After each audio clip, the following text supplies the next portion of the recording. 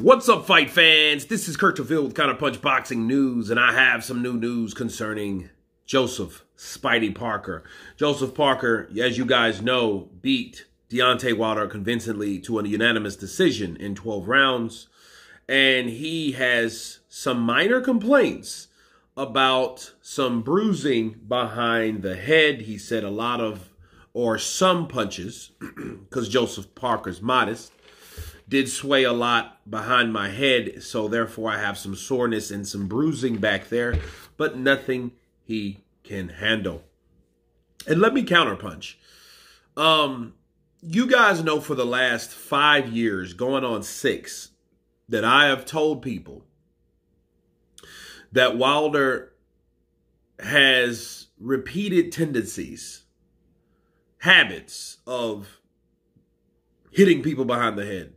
And that comes from the fact that he's tall, he's lanky, he has long arms, and when you are in clinches, if you can't hit anyone, or the only place to hit someone with arms that long is in the back of the head, and he's done that many times. Hell, him and Tyson Fury has traded times doing it themselves, because they both did the same shit, because they're both tall and lanky and long-armed and all that stuff. But, you know, it just shows you, though, the tendencies from fighter to fighter that people develop and people pick up on. See, Joseph Parker won, but he also understood. Like, how many hammer fists did Deontay Wilder throw and land? You know, that, I mean, you've seen too much of that. You've seen that in the Tyson Fury fight 2 and 3.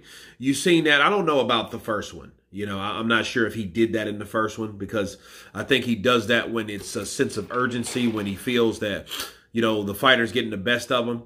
But understand, those are all fouls, you know, and they really need to be addressed.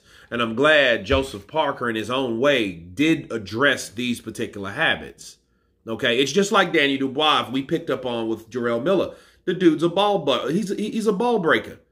You know, he likes to hit you in the ball sack. His punches like to stray low. You know, he's like an Andrew Galata Jr. at times that we've seen in that fight.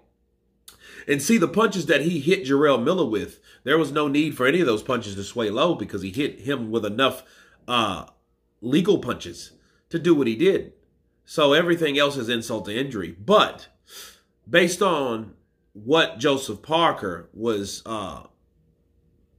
talking about, not necessarily complaining, but mentioning that Wilder has a bad habit of doing that, especially when fights don't go his way.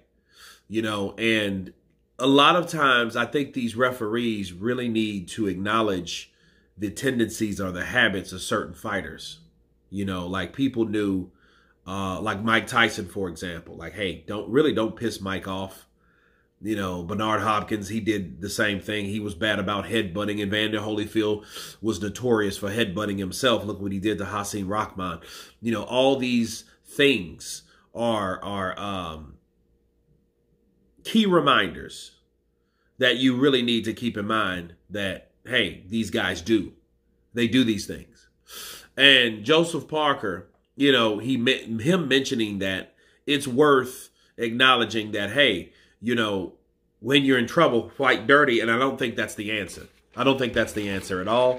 But you guys tell me what you think of Joseph Parker showing signs of bruises from rabbit punches from Deontay Wilder. Of course, please subscribe.